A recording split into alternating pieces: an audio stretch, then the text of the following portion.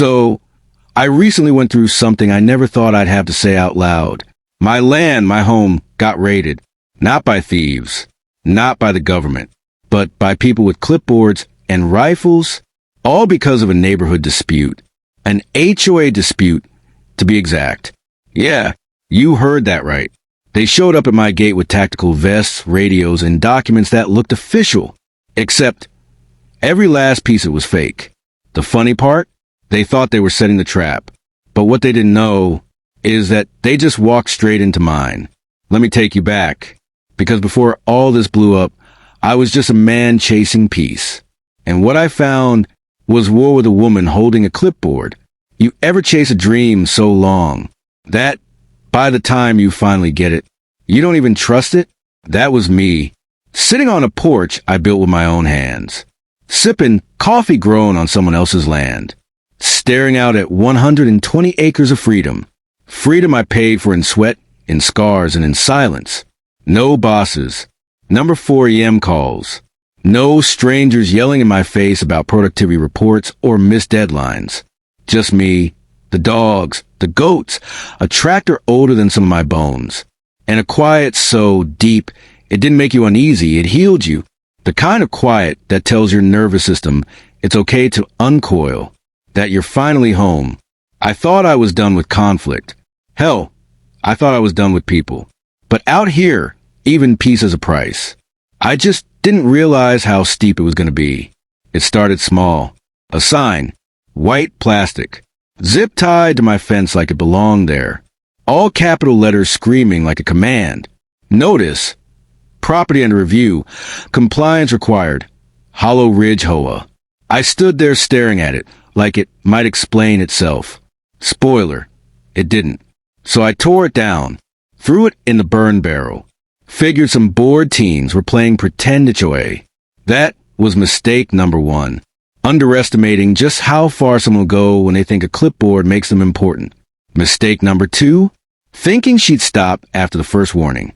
The next morning, an SUV pulls up, color of hospital walls, parks halfway up my gravel, like it's part of a tactical formation. Out steps a woman, pressed khakis, pastel pink blouse, mirrored sunglasses like she's issuing tickets at a military checkpoint. Clipboard tucked under her arm like a sidearm. She didn't look at the land. She looked at me, like I was an error she needed to correct. Hi there, she chirps, like we're about to swap banana bread recipes. I wipe my hands on a rag, lean on the fence post. Can I help you?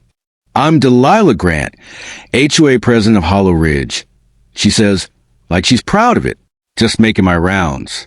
Wanted to personally welcome you to the neighborhood. HOA, out here? I blinked. She smiled wider. Hollow Ridge Homeowners Alliance. We're a chartered community coalition focused on maintaining visual and environmental standards across properties. This is farmland. The only visual standard out here is don't crash into a cow. Muttering to self, annoyed, but she didn't blink. Our bylaws cover fencing height, structure types, livestock ratios, and noise thresholds. We're currently in an awareness phase, but citations will begin at the end of the month. I stared at her. Lady, you can't cite a goat. Oh, we don't cite the goats, she says sweetly. Just their owners. She handed me a manila envelope, stamped in red. Welcome packet. Action required. Didn't even wait for a response. Just pivoted on her orthopedic heel and marched back to her SUV like she dropped off a court summons. I opened the envelope right there. Pages and pages of fake rules. Regulations. Maps. Photos of my barn with red circles drawn around things like I was under surveillance. Apparently, my satellite dish was a visual obstruction from the Southern View Corridor. I didn't even know I had a Southern View Corridor. And my fencing? Too rustic, which, for the record, is the whole damn point of a ranch. I didn't throw the packet away. I burned it, not because I was angry, but because something about the way it was written felt like it wasn't written just for me. Felt replicated, mass-produced. Like this wasn't the first time Delilah Grant had done this. And it sure as hell wouldn't be the last. I thought burning that envelope would be the end of it. One of those weird encounters you tell your buddies about over beer and forget by next week. But Delilah, she wasn't wired like that. She wasn't just playing pretend HOA. She was building something slow, quiet, and dangerous. 2 days later, the signs came back. Only this time, they weren't just slapped on the fence. They were laminated, heavy-duty, weather-sealed, zip-tied to the gate, the barn, even one nail clean into my storage shed like it had legal jurisdiction. Under enforcement review, violations pending. Big red lettering. Thick plastic sheen. Same seal up top. Hollow Ridge Homeowners Alliance. And a list of vague infractions underneath. Unauthorized fencing, unregistered livestock density, non-compliant equipment storage. Unregistered livestock density. What does that even mean? Was I supposed to give my goats social security numbers? I tore every sign down, snapped the zip ties, ripped out the nails. But that plastic? It left marks, dents, scratches, holes where nothing should have been. And it hit me. That was the point. She wanted to leave a mark. Proof she'd been here. Proof she thought she could own it. But that still wasn't the worst part. The worst part came the next morning. I was fixing the south fence when I heard the crunch of gravel. Looked up. Tan sedan, unmarked, pulled halfway up a drive like it belonged there. Dust trailing off the bumper. Windows cracked just enough to make out the outline of two men inside. And sure enough, they got out. Matching khakis, navy vests with little iron-on patches that read HOA Patrol. Walkie-talkies clipped to their shoulders. Clipboards in their hands like they were the damn National Guard of landscaping compliance. They didn't call out. Didn't ask permission. They just started pacing perimeter. Taking notes, pointing, nodding at each other like this was some kind of recon mission. I stood on my porch and watched them. Didn't move. Didn't blink. They walked the line like they owned it. One of them stopped near the old Massey Ferguson tractor and whispered something into his mic. That's when I stepped down.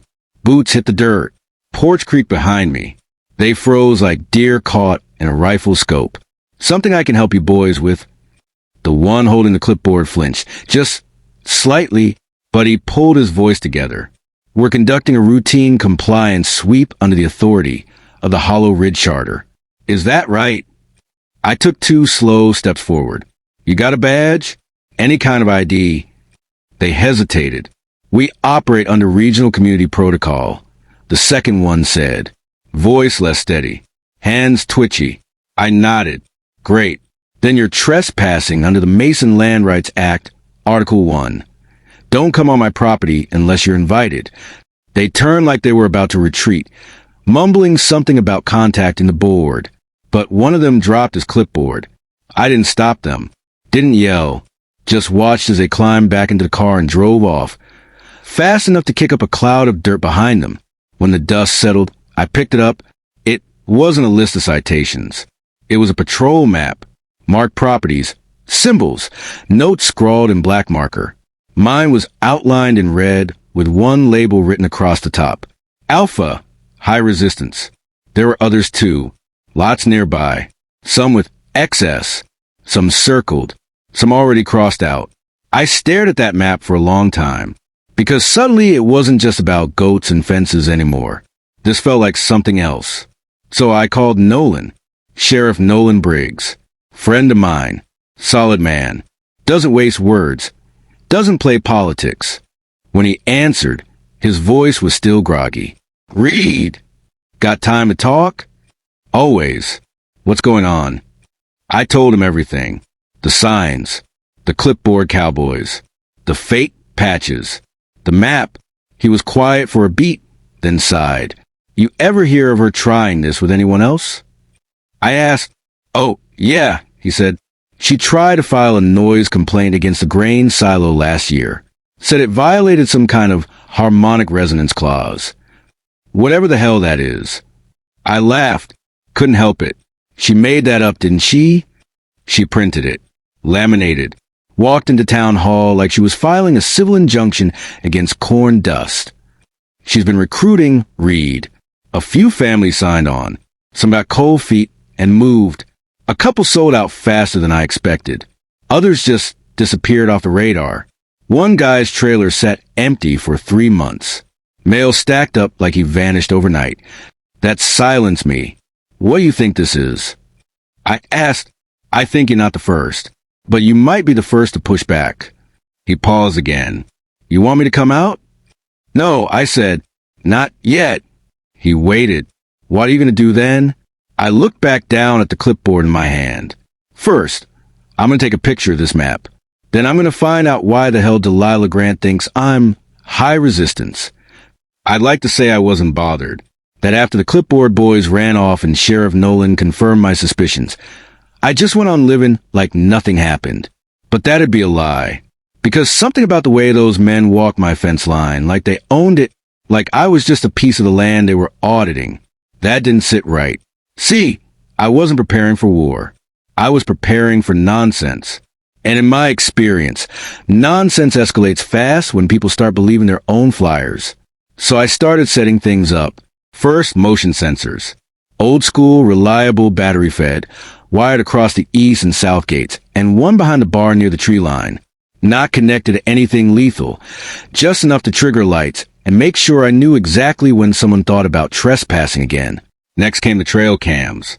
Infrared, low glow, placed them high and wide, so no one would see them unless they were looking for squirrels. Couple along the fence, 2 near the creek, 1 in the back pasture. Then I dusted off some floodlights, mounted them up high around the barn and porch, wired each one to a remote trigger I kept in my coat. And just for good measure, I set up an old emergency siren I used to use when wild dogs came sniffing too close to the goat pens. You see, I wasn't setting traps. I was setting boundaries. Reminders that this land, my land, didn't roll over for clipboards and laminated threats. I wasn't looking to hurt anybody, but I damn sure wasn't going to be surprised again. And just as I figured, they came back. Didn't even wait a full week.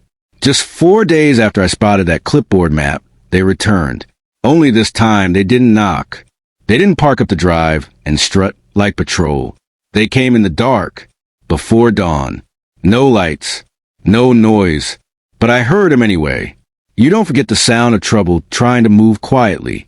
There's a rhythm to it, measured, careful, just a tick too fast to be natural. It was maybe 4:30 in the morning. Sky still black, wind dead. Even the chickens were still tucked in and dreaming. But that crunch on gravel? Too light for a truck, too heavy for wind, too deliberate to be a deer. I didn't panic. Didn't need to. I'd been ready for this. Boots by the door. Mug already half full with yesterday's reheated coffee. Old jacket with the remote trigger in the pocket. I moved through the house without turning a single light on. Slid to the side window, facing the barn. That's when I saw them. 5 figures. Khakis. Vests. Flashlights off. Headlamps strapped to their foreheads like they were heading into a coal mine or storming a bunker. And wouldn't you know it, clipboard guy was back. Of course he was. One of them held up a radio. Whispered into it like he was launching a missile. Team Alpha in position. Begin sweep. Target is presumed armed but compliant under Phase 1. Phase 1. Compliant target. Like I was a livestock inventory report. That laugh didn't even make it out of my mouth. Because something in me had already flipped. That old hum returned. The one I hadn't felt since Kandahar. Not fear, just readiness. Muscle memory. Threat assessment. Calm but coiled. I moved to the back door and clicked the remote. First light. High beam floods lit up the barn and feels like I'd summoned daylight straight from heaven. Every shadow vanished in an instant. Then noise. Siren scream from 4 corners of the property. Not a gentle wail, but an industrial howl that bounced off the hills like a tornado warning. They scattered like cockroaches. One dove behind the water trough. Another tripped and hit the dirt. The third? He made the worst mistake of all. He ran right into Matilda's pen. Now, Matilda may be a goat, but she's got the temperament of a bouncer at a biker bar. She stared him down like he owed her money, lowered her head, and rammed him clean in the thigh. Flipped him over like a pancake and stood there, chewing hay, like she was waiting on an apology. I stepped onto the porch. Didn't shout. Didn't wave a gun. Just sipped my coffee and spoke like I was reading the weather. Morning, gentlemen. Y'all planning to announce yourselves, or were you hoping for the element of surprise? Clipboard guy stood up, dust all over his vest, headlamp knocked sideways. We're acting under HOA Emergency Code 7A to seize non-compliant property. I raised an eyebrow. Y'all make that one up in a coloring book? He didn't even blink. We are empowered by community vote to enforce land security and reclaim misuse. That's when another guy, shaky one, raised something that looked a lot like a taser. This is a citizens enforcement zone, he said, voice trembling. We're within operational bounds. You're my yard, I said, threatening seizure of property, under laws printed on a library computer. Clipboard guy held out a folder like it was a holy text. This document authorizes us. I snatched it, flipped through the pages. Most were marked draft. One had a coffee stain. Another had a corner melted by what looked suspiciously like pizza cheese. This looks like it was written by a sleep-deprived 10th grader with control issues. That's when I heard it. Tires on gravel. But not theirs. Red and blue lights stuttering down the driveway like divine intervention. Sheriff Nolan had arrived. Now, there's something poetic about the timing of a sheriff's cruiser pulling up right as your porch looks like a live-action HOA cosplay meltdown. The red and blue lights hit the trees like lightning. Dust curled up off the gravel as the squad car rolled in, slow, loud, deliberate, not rushing, not panicked, just letting everyone know. Real law just arrived. Clipboard guy turned fast, radio crackling on his vest, voice suddenly real shaky. Abort mission. Officer on site. Too late. Sheriff Nolan Briggs stepped out, squinting to the beams in chaos like he was walking into a backyard barbecue gone nuclear. One of the clipboard commandos was still flat on his back in the dirt. Face to face with Matilda, another had buried himself halfway under feed, been like dirt might offer him legal protection. Nolan didn't say anything at first, just took in the scene. Lights flashing, sirens screaming. One guy yelling something about emergency seizure statutes. Then he looked straight at me. Deadpan. Read. What the hell am I looking at? I said, opening act. HOA SWAT team. He nodded once. Like that actually made sense somehow. Then turned to the squad of would-be stormtroopers. Hands where I can see them. Now. One guy raised a hand half-heartedly. Clipboard still in it, like it had magical shielding powers. We're acting under civilian compliance jurisdiction. Nolan didn't hesitate. Walked right up, grabbed the man's vest, and ripped the patch clean off. Buddy, this says Compliance Officer Tier 2. You're lucky it doesn't say Mall Cop. The man deflated. Then Nolan held up the item that really got his attention. A binder. Leather-bound. Homemade. Cover stamped. Hollow Ridge Compliance Authority. Internal Codex. I kid you not. There were color-coded charts. Rank structures. Laminated violation classes. He flipped it open like he was checking a menu. Class 1 violation. Fencing misalignment. Class 2. Unauthorized rooster activity. Class 3. Hostile resident behavior. He looked at me. I shrugged. That last one's probably me. He snapped the book shut and stared at the group. I've seen cults with fewer rules. One of the guys blurted out, "We were told to enforce protocol." By who? Delilah Grant. That name landed like a stone. Nolan looked back at me. I said it first. Of course. Then he flipped to the back of the binder. That's where it got worse. Inside, tucked into the last divider, was a list, not printed, typed, clean columns, headings bolded, names, property addresses, designations, and beside mine in bright red highlight, Reed Mason, obstructionist, high threat. Others were labeled differently. Compliant, pending compliance, exit achieved. A few were crossed out altogether. Nolan didn't say anything for a moment, just let out a low whistle. "You know these people?" he asked. I nodded.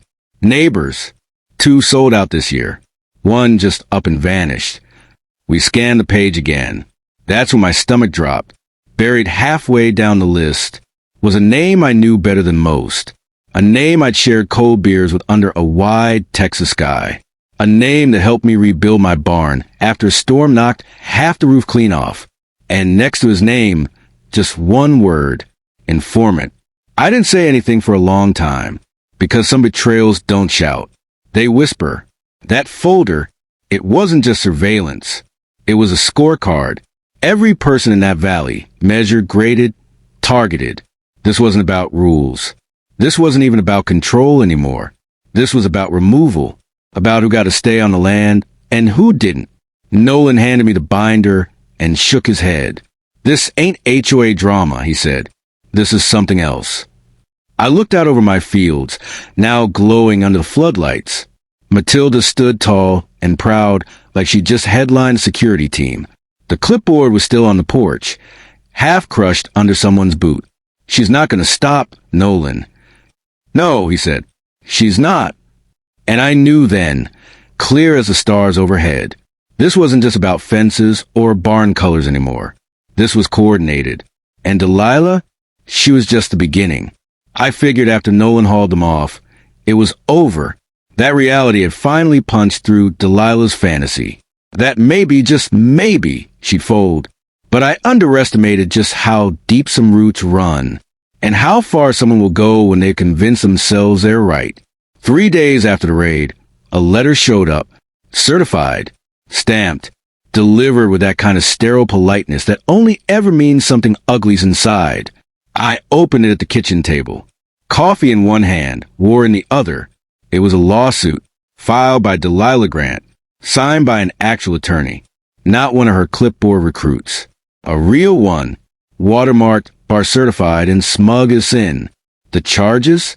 Hostile disruption of a sanctioned community action, obstruction of volunteer enforcement personnel, intentional interference with cooperative land reclamation, as if she was retaking a stolen castle, and I was an invading force. But tucked in the back of the packet, wedged between pages of legal jargon and fake bylaws, was something that stuck out more than the rest. A list, not just of neighbors, but of supporters, people funding her, backing her. Some names I didn't recognize, but one I did, a friend, a guy who helped me wire the solar shed last winter. There he was, second from the bottom, next to his name, contributor tier 2, informant access. And just like that, it stopped being paperwork. It became personal. But Delilah didn't stop at the courts. Oh no, she went public. Loud. Calculated. It started with flyers. Not just mailed out. Posted. Stapled to fence posts. Taped to feed store doors. Shoved into mailboxes like propaganda pamphlets. Each one printed in grayscale. Photos of my property. Drone angles I'd never even seen before. Labeled in bold. Zombie and uncompliant. High risk. Below that, bullet points. Unauthorized livestock. Illegal fencing configuration. Documented verbal hostility. Refusal to reintegrate. Reintegrate. Like I was a prisoner of war refusing a second chance. And the worst part? They worked. People started changing. Neighbors who used to wave now turned their heads. The woman who sold me eggs every Saturday raised her prices by $2 a dozen without blinking. The guy who helped me dig a trench last fall posted in the Hollow Ridge community group. We support order. We support standards. If you're not part of the solution, you're part of the risk. Risk, that's what I'd become. Not a neighbor. Not a friend. Not even a man. Just a warning. Delilah held a rally next. No permits. No chairs. Just her driveway. A fold-out table. A microphone duct taped to a broomstick. I didn't hide. Stood across the road. Hands in my pockets. Watching. At least 15 people showed up. Some looked confused. Some looked scared. And a few? They already wore matching vests with Hollow Ridge logos on the back. Branded compliance soldiers. Delilah tapped the mic. It squealed like it knew it shouldn't be part of this. We're under siege, she said, holding up one of her flyers. And it's coming from within. She pointed to my house like it was a haunted cave. This resident has refused compliance for 3 consecutive review cycles. He has verbally threatened officers.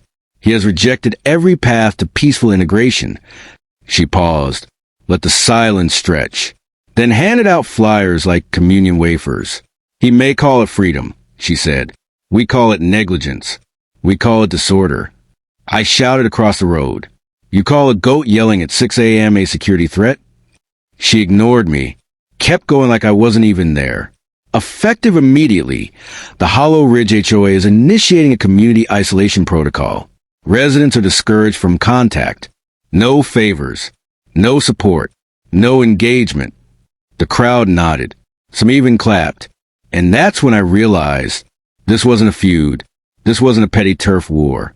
This was a regime. Delilah hadn't lost.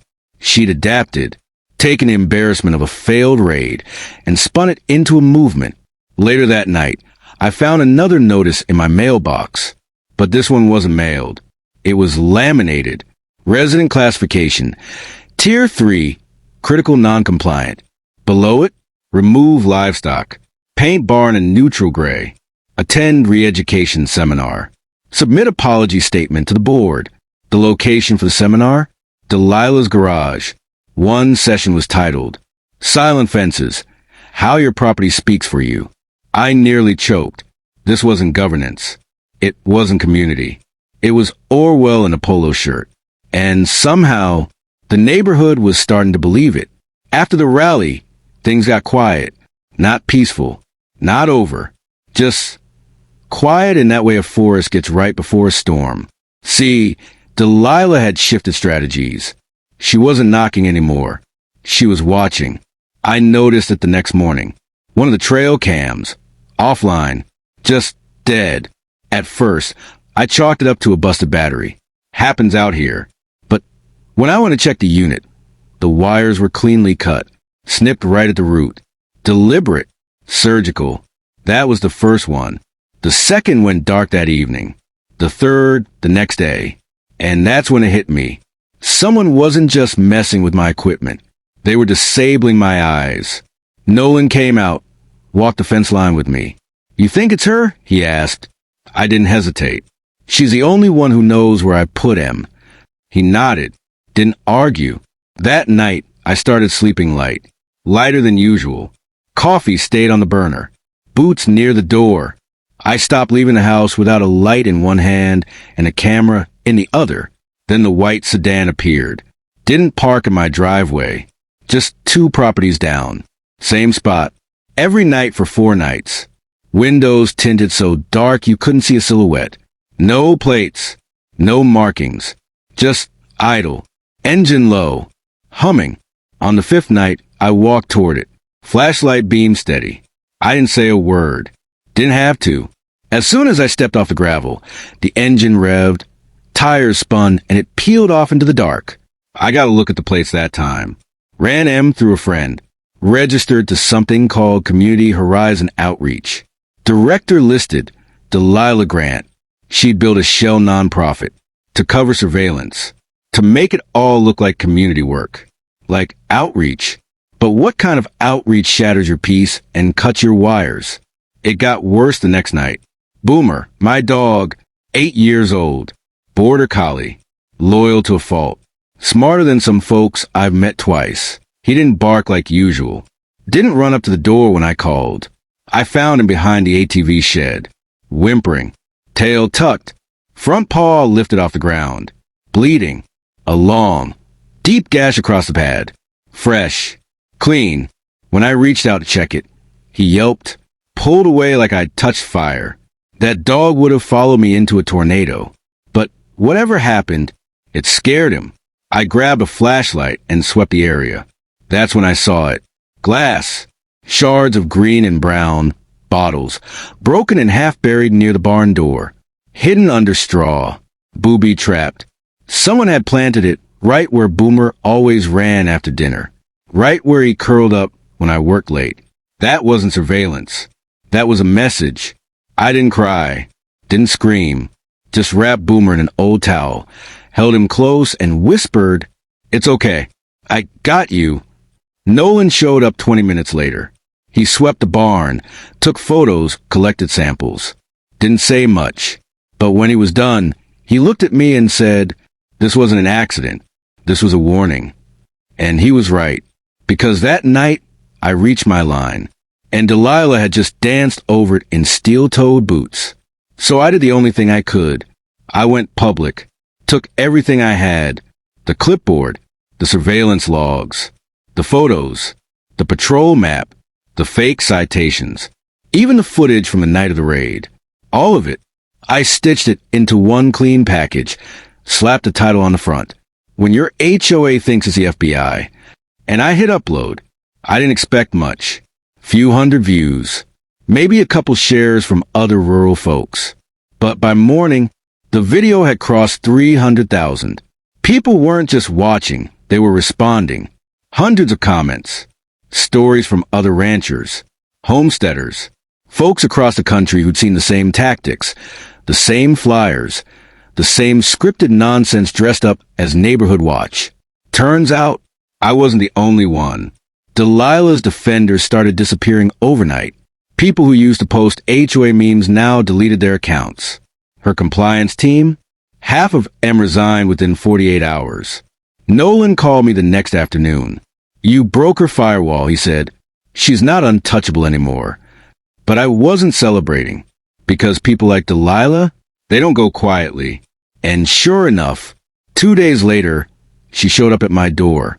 No clipboard, no SUV, just a manila folder. No smile, no pretense. You think this is about goats? She said. I didn't answer. You think this ends with me? She stepped forward, voice low. You've kicked something you don't understand. Then she handed me the folder and walked away. Inside, I didn't open the folder right away. I just stared at it. Manila, unlabeled, no stamps, no seals on the outside. But something about the weight of it felt heavier than paper. I set it on the kitchen table, poured myself a cup of cold coffee, and just sat there with it. Because deep down, I already knew. I knew this wasn't just about Delilah anymore. This wasn't about goats or fences or zoning violations. This folder, this was doctrine. When I finally opened it, the first thing I saw was a letterhead. Office of Rural Behavioral Management, Regional Initiative, government seal in the corner, official formatting. Nothing printed at Staples. No fake titles or typos. This was real. Next page? A list. Coded terms. Operational flowcharts. Target profiles. And halfway down, highlighted in yellow, Mason Reed, primary resistance node, tier 1 disruption risk. That stopped me cold. Because this wasn't just about targeting. They'd been profiling, studying, tracking everything. Routine patterns, property layout, sleep habits, online activity, social circle. The folder wasn't a threat. It was a mirror, and staring back at me was a reflection I didn't recognize. I'd seen this structure before, not in Hollow Ridge, not in the States, but overseas, Afghanistan, post-conflict zones. We used to call them stability frameworks, measured interventions to reshape problem communities, re-education disguised as aid, influence masked as infrastructure, and now that same model was sitting on my table with my name at the center. This wasn't HOA madness. This was federal behavioral management, and they weren't just testing the system. They were testing me. I called Nolan, didn't try to explain over the phone, just said, "You need to see this." He showed up with 2 county agents and a portable scanner. Sharp, no-nonsense types. One was a legal investigator, the other an IT specialist. We laid the folder out page by page. They scanned everything, verified headers, cross-referenced seals, checked the metadata on signatures. And then the attorney looked up from her notepad and asked me, "Did you know about this program?" I knew the people who built it. She blinked. "You were involved?" No, but I was in the room when parts of it were being written. I'd submitted a paper years ago, Tactical Analysis of Rural Command Vulnerabilities, suggested solutions for post-crisis behavior recalibration. It was theoretical, a draft. I never imagined someone would build it, but they did. And now, it had Delilah's fingerprints all over it, except she wasn't the author. She was the test pilot, the vessel, A local nobody given authority, a clipboard, and just enough structure to feel powerful. All backed by a shadow framework with no logo and no accountability. The county issued a warrant within 24 hours. The next morning, Nolan returned. Not alone this time. 2 marked cruisers, 1 unmarked vehicle, warrant in hand. I followed behind, slow and steady, while they approached Delilah's house. No dog barking, no movement behind the curtains. When Nolan knocked, there was no answer. He knocked again. Harder. Finally, the door cracked open, and there she stood, wearing that same smug smile, clipboard in hand. "Do you have a warrant?" Nolan didn't blink. Held it up. "You're making a mistake," she said. "You first," he replied, stepping inside. They started in her study. It looked normal at first. Books, papers, a fake HOA ledger, complete with officer rankings and fabricated minutes. But behind the bookshelf, they found it. A sliding panel. No knob, just a hidden latch. It opened to reveal a narrow hallway. And on the other side, a room. Tight, clean, surgical, wall-to-wall binders. A whiteboard covered in names and diagrams. Color-coded pins on a map of 3 counties. Timetables. Rotation charts. A monitor bank. 6 screens. All dark, except one, frozen on a pause feet of my barn. They had been watching, not just surveilling, studying, like I was a specimen, like my land was part of a simulation. We found binders labeled, resident tier guide, compliance scripts, corrective language index, psychological reinforcement tactics, asset conversion model, phase 3 strategy outline, each one filled with files. Notes on neighbors, behavior charts, scripted phrases to use during community interventions, even emotional triggers. But the binder marked Mason, Reed was different, more detailed, more intense, page after page analyzing me.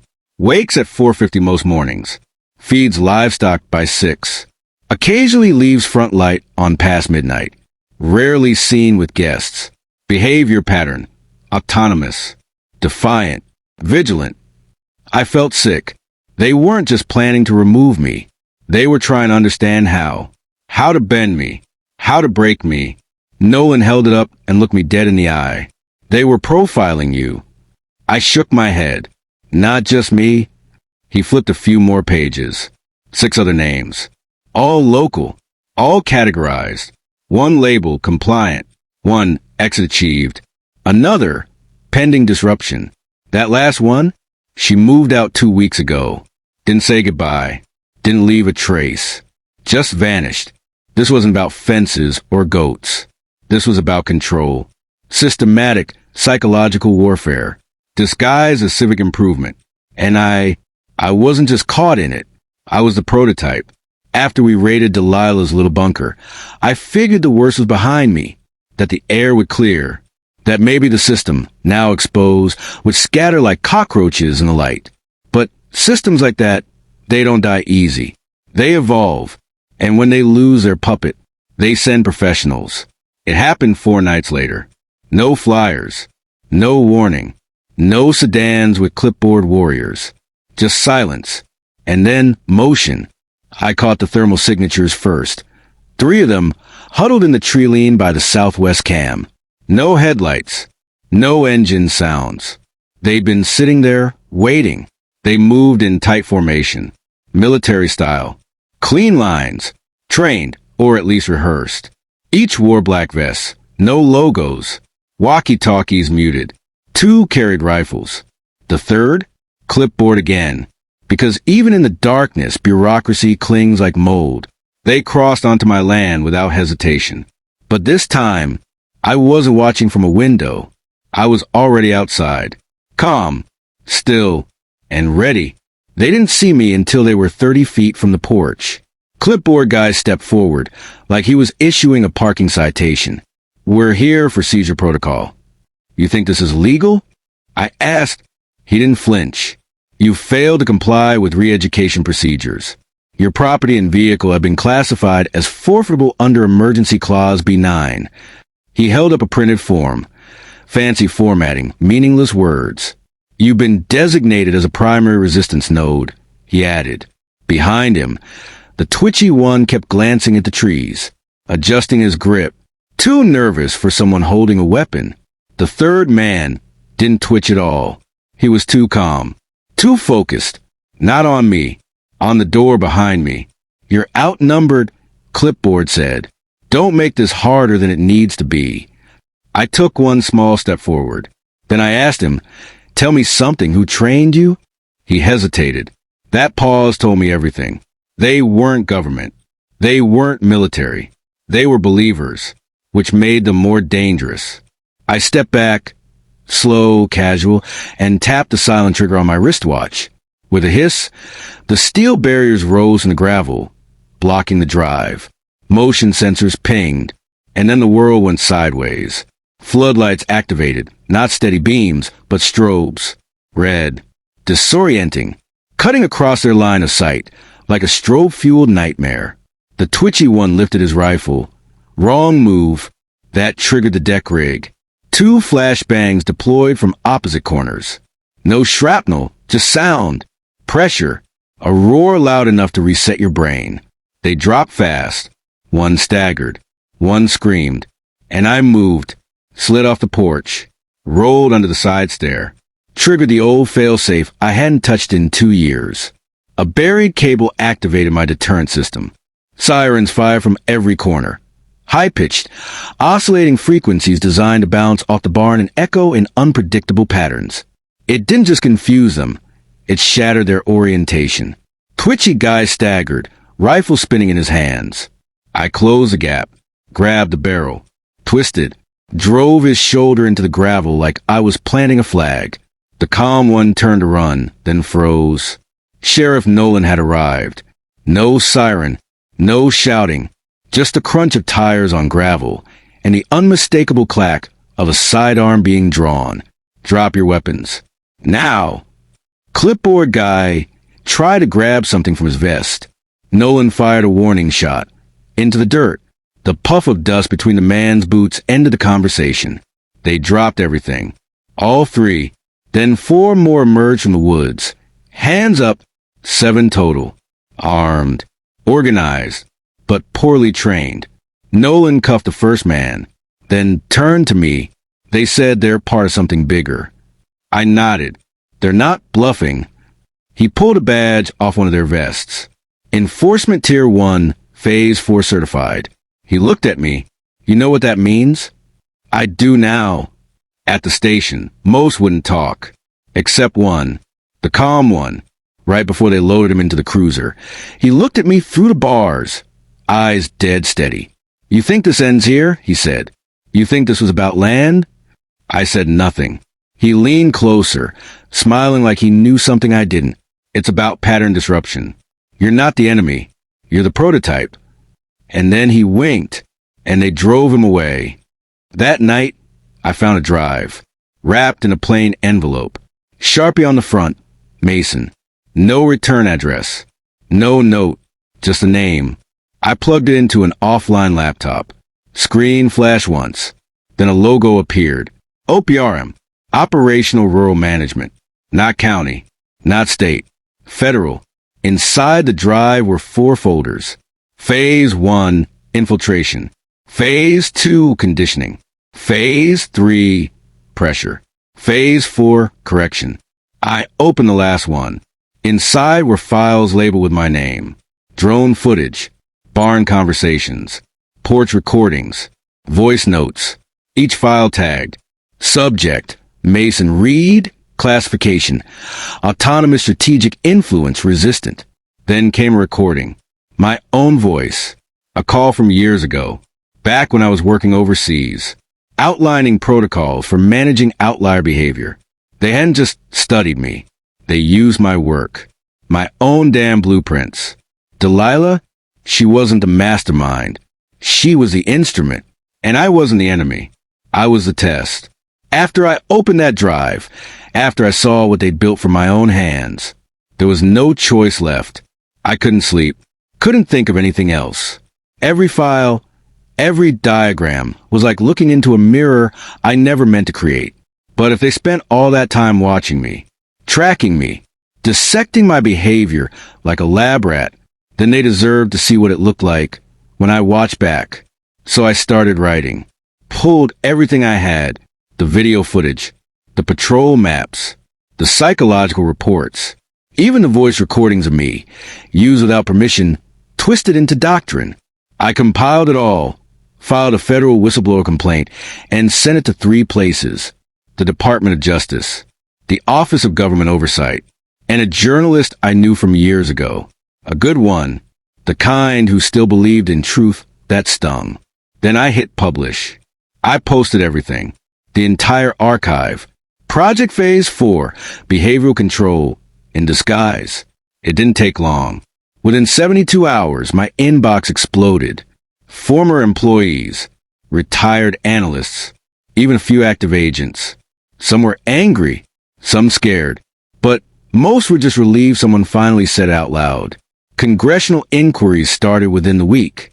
Emergency hearings, subpoenas, damage control from federal agencies that claimed to have no knowledge of such a program. Delilah, she was indicted again, this time on federal charges: wire fraud, identity impersonation, civil rights violations, and conspiracy to commit behavioral manipulation under the guise of civic engagement. Turns out her compliance coalition had received federal grants, laundered through a shell nonprofit tied the 3 separate contracts under the OPRM umbrella. She didn't build the machine, but she kept it oiled, and now she was the face of it. The Department of Rural Behavioral Management was temporarily dissolved pending review. Operational Rural Management, OPRM, was officially decommissioned. Again, paperwork can bury a name, but not an idea. That's the part they never understand. Systems like this don't die from headlines. They just adapt. They shed their skin, change their acronyms, and keep crawling underground. Things are quiet now. The barn holds. The fences stay up. Matilda still guards a yard like it a national treasure. Boomer limps, but he runs. He still smiles with his tail and barks at every cloud just in case it's hiding something. I sit on the porch most mornings again, sometimes with coffee, sometimes just silence. But the wait never really leaves. Because now, I know what it costs to keep your peace. Not just fences, not just ammo or security systems or good lighting. It costs exposure. It costs being willing to drag the lie into the sunlight and stand there while it burns. And even when the fire's out, the ground still smolders. Every few days I get messages. People from small towns, farmers, veterans, single moms, retirees. They all say the same thing. It started here too. They called it a volunteer coalition. The documents looked real. We thought we were the only ones. And they asked me, what should we do? And I always say the same thing. Don't wait for someone else to fight your battle. Because if they've already drawn the map, you're already on it. But just when I thought the chapter was closed, a new email arrived. No subject line, no body text, just an attachment. Encrypted, heavily. We cracked it. One file. No name, no signature, no logos, just a simple heading. Reassignment, pilot zone, Midwest beta. Below that, coordinates. Somewhere flat. Somewhere cold. A town I'd never heard of. But the layout, the structure, the language in the file, it was all the same. Same design, same tier system, same color-coded names. Phase 4 didn't die here. It just moved. Down the list, out of sight, and maybe, just maybe, into your backyard. They thought I was a variable, the disruption, the glitch in their pattern. But I wasn't. I was the proof that people don't bend forever, and some fences don't fall quietly.